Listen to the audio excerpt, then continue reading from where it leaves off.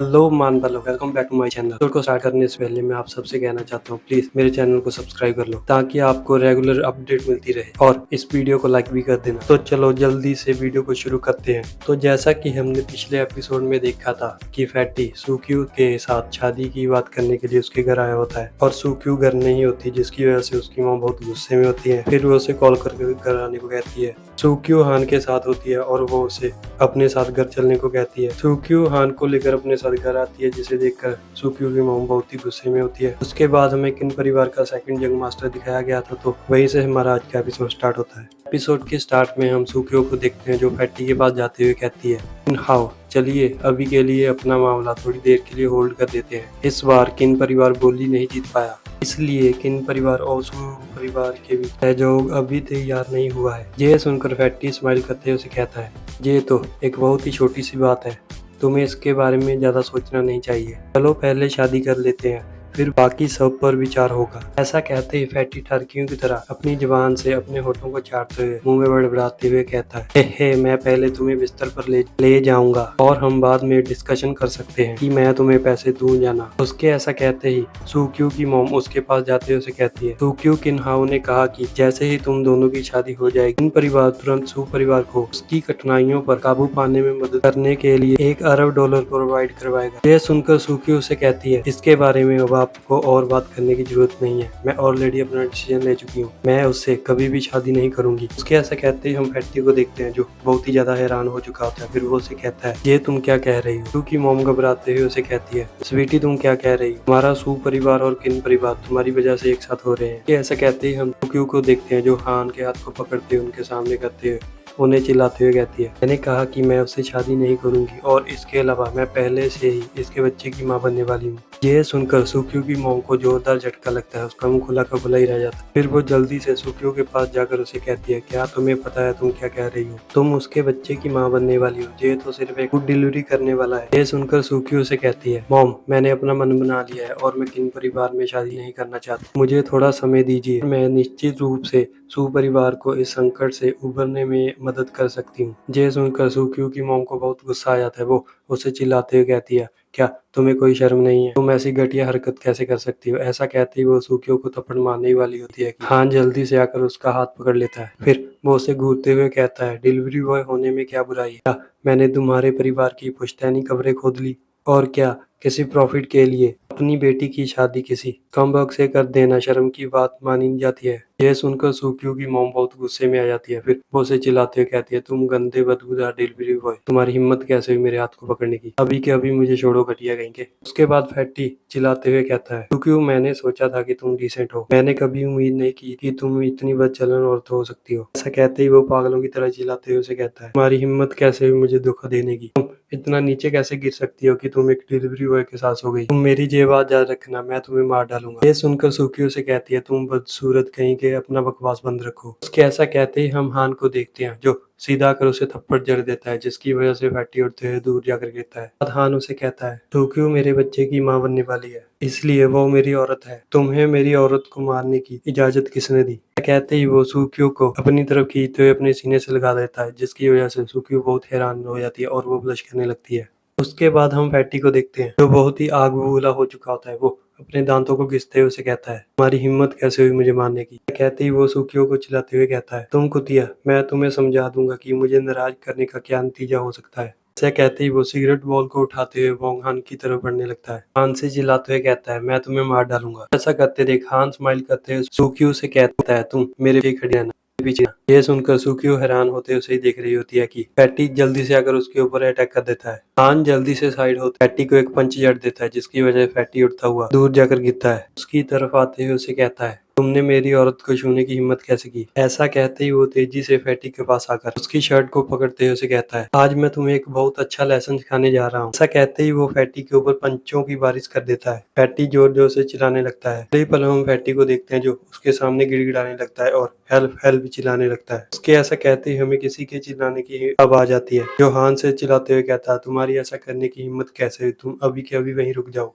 उसके बाद हमें 4 और न्यू कैरेक्टर दिखाया जाता है, जिसमें से ओल्ड मैन कहता है जो जहाँ इतनी घमंड दिखाने की हिम्मत कर रहा है। कि ऐसा कहते ही हम सुकियो को देखते हैं, जो हैरान होते ही उसे कहती है, दादाजी आप जहाँ क्या कर रहे हैं। तो हम उस ओल्ड मैन को देखते हैं, जो उसकी तरफ आते हुए उसे कहता है, मैंने तुम सब की कही हुई सारी बातों को सुन लिया है। अगले पल वो अपनी छड़ी को पटकते हुए उसे कहता है, क्या ये वही डिलीवरी बॉय है जिसके बच्चे की तुम माँ बनने वाली हो। ये सुनकर सुकियो उससे नर्वस होते हुए कहती है, हाँ दादाजी ये वही है और ये बच्चा इसका ही है। ये सुनकर वो सभी बहुत हैरान हो जाते हैं।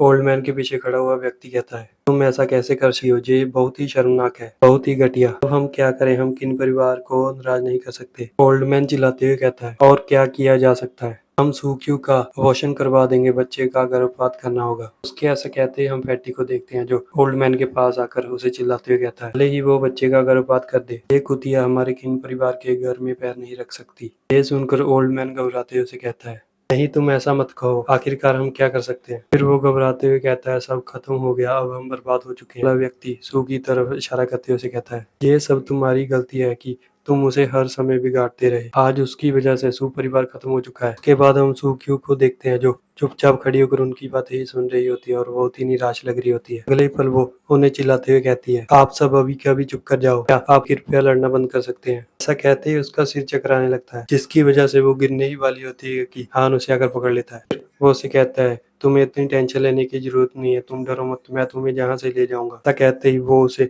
अपनी गोद में उठाकर वहां से ले जाने लगता है। उसे ऐसा करते देखो उसके पीछे खड़ा हुआ इंसान उसे चिल्लाते हुए कहता है, तुम घटिया वधूदार डिलीवरी बॉय, मेरी बेटी को छोड़ दो। अगर तुम उसे जाने नहीं दोगे तो विश्वास करो या ना करो, मैं तुम्हारी टांगे तोड़ दूंगा। ये सुनकर हान को बहुत ही गुस्सा आ जाता है। वो उसे घूरते हुए कहता है, तुम घटिया इंसान कही के तुम अपने आप को ह्यूमन कैसे कह सकते हो। ऐसा कहते ही वो उनकी तरफ बढ़ने लगता है। अगले ही पल वो उनके सामने पड़े हुए टेबल पर जोर से किक करता है, जिसकी वजह से टेबल के 2 हिस्से हो जाते हैं। हान उन्हें घूरते हुए कहता है, मैं सुकियो को अपने साथ ले जा रहा हूँ, क्या किसी को इससे कोई परेशानी है। उसकी इतनी टेरिफाइंग पावर को देखकर उन सबकी जान हल्क में आ चुकी होती है। उनकी फटकर 64 हो जाती है, उनके मुंह से एक शब्द भी नहीं निकलता। अगले ही पल हम हान को देखते हैं, जो वहां से जाते हुए उन्हें कहता है कि किसी को कोई आपत्ति नहीं है, इसलिए मैं जा रहा हूँ। हम हान को देखते हैं, जो अपने अपार्टमेंट में जाते हुए सुकियो को सोफे पर लेटा देता है। के पास ही पड़े हुए सुकियो के पर्स में से एक कार्ड निकल कर नीचे गिरता है। इसे देखकर हान हैरान हो जाता है। फिर वो उसे उठाते हुए देखकर कहता है, अच्छा तो आज सुकियो का बर्थडे है। ये लड़की बहुत ही दयनीय है, हालांकि वो एक अमीर परिवार में पैदा हुई थी, फिर भी कोई उसका जन्मदिन याद नहीं रखता। कहते ही वो वहां से जाते हुए अपने मुंह में बड़बड़ाते हुए कहता है, ठीक है मैं तुम्हें दिखाता हूँ कि मैं क्या कर सकता हूँ, आखिरकार तुम मेरी औरत हो। 20 मिनट बाद 30 मिनट का सीन दिखाया जाता है। सुकियो अपनी आंखों को धीरे धीरे खोलते हुए खोलकर बैठ जाती है और अपनी आंखों को मलते हुए कहती है, ये कौन सी जगह है और मैं जहाँ क्या कर रही हूँ। उसके ऐसा कहते ही हम हान को देखते हैं, जो उसे कहता है, अच्छा तो तुम जग रही हो, तुम्हें भूख लगी होगी, आओ मैंने तुम्हारे लिए कुछ खाना बनाया है, मैंने आज रात का डिनर स्पेशली तुम्हारे लिए तैयार किया है। कि ऐसा कहते ही हमें टेबल पर बहुत सारा डिलीशियस खाना दिखाया जाता है। सुकियो इतने सारे खाने को देखकर कहती है, ये स्मेल तो बहुत ही बढ़िया आ रही है। ये सुनकर हान उसे कहता है, तुम इतने बढ़िया खाने को देखकर क्या एक्सपेक्ट करती हो, मेरे जैसे हुनर वाले इंसान के साथ दुबई की राजकुमारी भी रोएगी और स्वाद के लिए भीख मांगेगी। उसकी ये बात सुनकर सुकियो उसकी तरफ देखकर स्माइल करते हुए उसे कहती है, तुम हमेशा अपनी वाहवाही करते रहते हो, क्या डींगे ना मारना तुम्हारी जान ले लेगा। उसके बाद हान चेयर पर बैठते हुए उसे कहता है, आज तुम मरने जैसे शब्द का इस्तेमाल नहीं कर सकती। सुकियो को उसकी ये बात समय नहीं लगती। बाद हम हान को देखते हैं, जो उसके सामने केक को लाते हुए उसे हैप्पी बर्थडे विश करता है। ये सुनकर सुकियो चौंक जाती है और हैरान होते हुए उसे कहती है, तुम्हें कैसे पता चला कि आज मेरा जन्मदिन है। ये सुनकर हान उसे कहता है, ये सब छोड़ो, ये बताओ क्या तुम खुश नहीं हो कि तुम्हारा आज बर्थडे है। ये सब प्रीटी अमेजिंग है ना। ये सुनकर सुकियो की आंखों में आंसू आ जाते हैं। हान अपने कंधे को झाड़ते हुए उसे कहता है, रोते देख। हान उसे कहता है, क्या तुम्हारी आंखों में आंसू है तो तुम रो सकती हो, मेरा ये कंधा जो इंटरनेशनल सुपर मॉडल को भी नहीं मिल रहा, मैं इसे कुछ समय के लिए तुम्हें उधार दे सकता हूँ, तुम इसके ऊपर अपना सिर रखकर जितना चाहे उतना रो सकती हो। ये सुनकर सुकियो स्माइल करने लगती है। फिर वो केक की तरफ देखने लगती है। हान उसे कहता है, अरे तुम चुपचाप बैठी क्यों हो, खाना ठंडा होने से पहले खा लो। ये सुनकर सुकियो खाने को खाने लगती है। वो जैसे ही पहला नवाला लेती है तो वो चकाचौंध हो जाती है। वो उसे कहता है, बहुत ही ज्यादा टेस्टी बना है। ये सुनकर हान उसे कहता है, अब कोर्स ऐसा तो होगा ही, मुझसे अच्छा इस दुनिया में खाना कोई बना ही नहीं सकता। फिर वो उसे कहता है, आज तुम्हारा जन्मदिन है, क्या तुम कोई विश नहीं मांगोगी। ये सुनकर सुकियो जल्दी से अपने हाथों को जोड़ते हुए विश मांगने लगती है। हान स्माइल करते हुए उसकी तरफ देखते हुए उसे कहता है, अच्छा तो तुम मुझे ये बताओ अब तुम्हारा आगे का क्या प्लान है। ये सुनकर सुकियो थोड़ा सीरियस हो जाती है। फिर वो उसे कहती है, क्या तुमने नहीं कहा था कि तुम मेरा और बच्चे का साथ दोगे? क्या अब तुम अपनी बात से पलट रहे हो? ये सुनकर हान उसे कहता है, तुमसे ऐसा किसने कहा? मैं इससे पीछे नहीं हटूंगा। मैं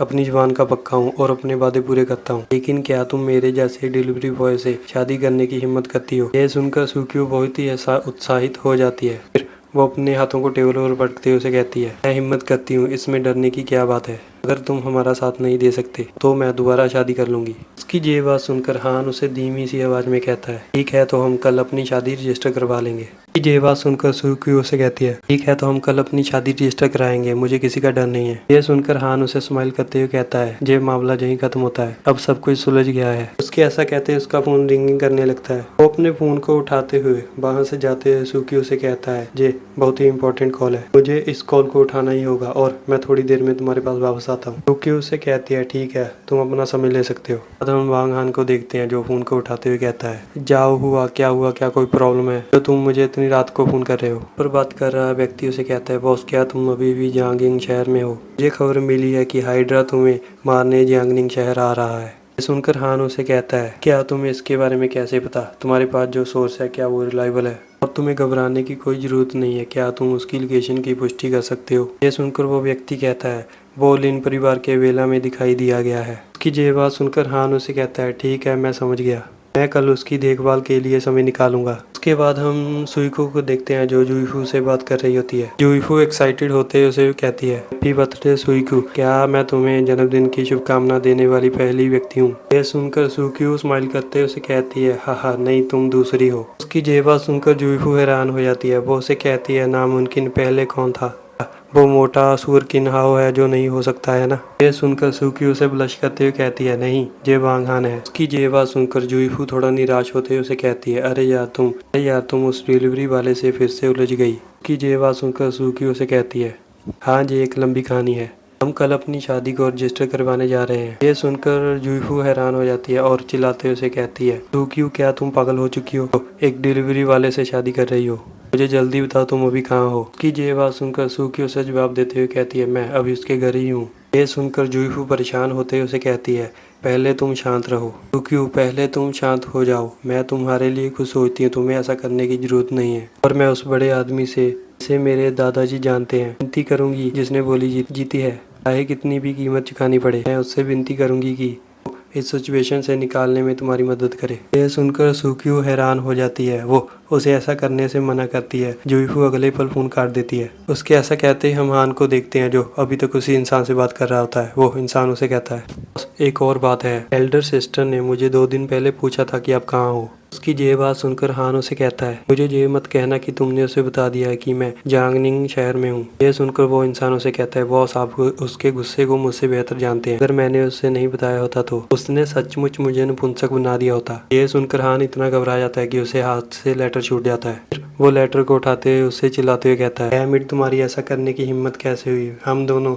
अलग अलग माँ के बेटे हैं और तुमने मुझे भेज दिया, तुम ऐसा कैसे कर सकते हो? सुनकर वो व्यक्ति वांग हान को इतना घबराते देख वो व्यक्ति जोर जोर से हंसने लगता है। फिर वो उसे कहता है, बॉस एल्डर प्रिंसेस की हैसियत और दौलत देखकर तो लगता है आप दोनों परफेक्ट मैच हैं। उसने आपके लिए इतना किया तो क्यों ना तुम मान ही लो। थोड़ा चिढ़ते हुए उसे कहता है, बकवास बंद करो, तुमने उसे क्या बताया? और वो कब आ रही है? कि ये बात सुनकर वो इंसान उसे बहाने बनाने लगता है। वो उसे कहता है, बॉस मेरे सिग्नल खराब हो चुके हैं, मुझे आपकी आवाज़ नहीं आ रही, मैं फ़ोन रख रहा हूँ।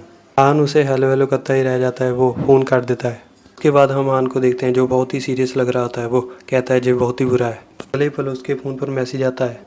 अपनी फ़ोन की तरफ देखकर कहता है, अब ये कौन है जो मुझे परेशान कर रहा है? जहाँ जुईफू ने उसे मैसेज किया होता है। हान उस मैसेज को ओपन कर उसे पढ़ने लगता है। उसमें लिखा होता है, हेलो सर, मैं लिन किंग यून की पोती हूँ, लिन जुईफू, मैं आपसे बात करना चाहती हूँ न्यू डिस्ट्रिक्ट प्रोजेक्ट के बारे में आपसे बात करना चाहती हूँ। और आपके पास कब समय होगा?